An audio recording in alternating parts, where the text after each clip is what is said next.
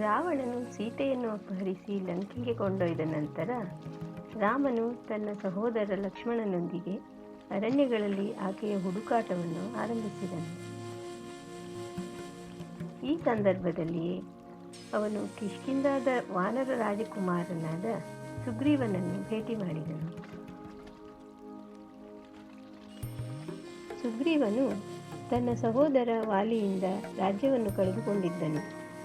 ಸುಗ್ರೀವನು ವಾಲಿಯಿಂದ ತನ್ನ ರಾಜ್ಯವನ್ನು ಮರಳಿ ಪಡೆಯುವಲ್ಲಿ ರಾಮನು ಸಹಾಯ ಮಾಡಿದರೆ ವಾನರ ಸೇನೆ ಮೂಲಕ ಸೀತೆಯ ಪತ್ತೆಗೆ ಸಹಾಯ ಮಾಡುವುದಾಗಿ ವಾಗ್ದಾನ ನೀಡಿದನು. ಸುಗ್ರೀವ ಮತ್ತು ವಾಲಿ ಹೋರಾಡುತ್ತಿರುವಾಗ ರಾಮನು ಮರದ ಹಿಂದೆ ಅಡಗಿಕೊಂಡು ಬಾಣದಿಂದ ವಾಲಿಯ ಎದೆಗೆ ಹೊಡೆದನು. ಸಾಯುವ ಹಂತದಲ್ಲಿದ್ದ ವಾಲಿ ರಾಮನ ಕಾರ್ಯವನ್ನು ಪ್ರಶ್ನಿಸಿದನು. ಆಗ ರಾಮನು, ವಾಲಿ ತನ್ನ ಸಹೋದರನ ಹೆಂಡತಿಯನ್ನು ವರಿಸಿ ಅಧರ್ಮವನ್ನು ಮೆರೆದುದರಿಂದ ಅವನಿಗೆ ಮರಣದಂಡನೆ ನೀಡುವುದು ನ್ಯಾಯಸಮ್ಮತ ಎಂದು ಸಮರ್ಥಿಸಿಕೊಂಡನು. ರಾಮನು ವಾಲಿಯನ್ನು ಹೊಡೆದು ಸುಗ್ರೀವನಿಗೆ ರಾಜಸಿಂಹಾಸನವನ್ನು ಮರಳಿ ನೀಡಿದನು.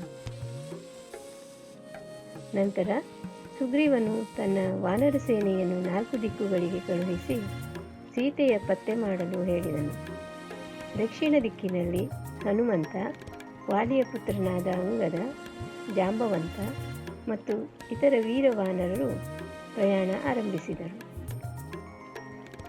ಅವರು ದಕ್ಷಿಣ ಸಮುದ್ರದ ತೀರದಲ್ಲಿ ಪವಿತ್ರ ಗಿಡದ ಮೇಲೆ ಕುಳಿತಿರುವ ಜಟಾಯುವಿನ ಸಹೋದರನಾದ ಸಂಪಾತಿಯನ್ನು ಭೇಟಿಯಾದರು.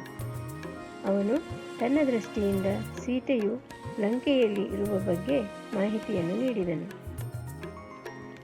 ಆದರೆ ಲಂಕೆಯ ಕಡೆ ಇರುವ ಸಮುದ್ರವನ್ನು ನೋಡಿ ವಾನರರು ಚಿಂತಾಕ್ರಾಂತರಾದರು. ಈ ಕಾರ್ಯಕ್ಕೆ ಹನುಮಂತನೇ ಸರಿಯಾದ ವ್ಯಕ್ತಿ ಎಂದು ಜಾಂಬವಂತ ಹೇಳುತ್ತಾನೆ. ಅಷ್ಟೇ ಅಲ್ಲದೆ ಜಾಂಬವಂತನು ಹನುಮಂತನಿಗೆ ತನ್ನ ಮರೆತು ಹೋದ ಶಕ್ತಿಯನ್ನು ನೆನಪಿಸಿದನು. ಬಾಲ್ಯದಲ್ಲಿ ಶಾಪದಿಂದ ಹನುಮಂತ ತನ್ನ ಶಕ್ತಿಯನ್ನು ಮರೆತಿದ್ದನು. ಹನುಮಂತನಿಗೆ ಅಣಿಮಾದಿ ಸಿದ್ಧಿಗಳು ಒಲಿದಿದ್ದವು. ತಾನು ಇಚ್ಛಿಸಿದ ರೂಪವನ್ನು ತಾಳಬಲ್ಲವನಾಗಿದ್ದನು. ಆದರೂ ಅವನಲ್ಲಿ ಕಿಂಚಿತ್ತೂ ಅಹಂ ಇರಲಿಲ್ಲ. ಜಾಂಬವಂತನ ಸಹಾಯದಿಂದ ಅವನು ತನ್ನ ಕರ್ತವ್ಯವನ್ನು ತಿಳಿದು ಉತ್ಸಾಹಭರಿತನಾದನು. ಅವನು ರಾಮನ ಧ್ಯಾನ ಮಾಡುತ್ತಾ ಆಕಾಶ ಭೂಮಿಗಳನ್ನು ಒಂದು ಮಾಡುವಂತೆ ಬೃಹದಾಕಾರವನ್ನು ತಾಳಿದನು. ಒಂದೇ ಮಹಾಜಿಗಿತದಲ್ಲಿ ಸಮುದ್ರವನ್ನು ದಾಟಿ ಲಂಕೆಯ ಕಡೆಗೆ ಹಾರಿದನು. ದೇವತೆಗಳೆಲ್ಲ ಅವನನ್ನು ನೋಡುತ್ತಾ ಆಶೀರ್ವದಿಸಿದರು. ಅಲ್ಲಿ ಅವನು ಸೀತೆಯ ಹುಡುಕಾಟವನ್ನು ಪ್ರಾರಂಭಿಸಿದನು. ವಿಡಿಯೋ ನೋಡಿದ್ದಕ್ಕೆ ಧನ್ಯವಾದಗಳು. ಇಷ್ಟವಾದರೆ ಲೈಕ್ ಮಾಡಿ, ಸಬ್ಸ್ಕ್ರೈಬ್ ಮಾಡಿ. Thank you.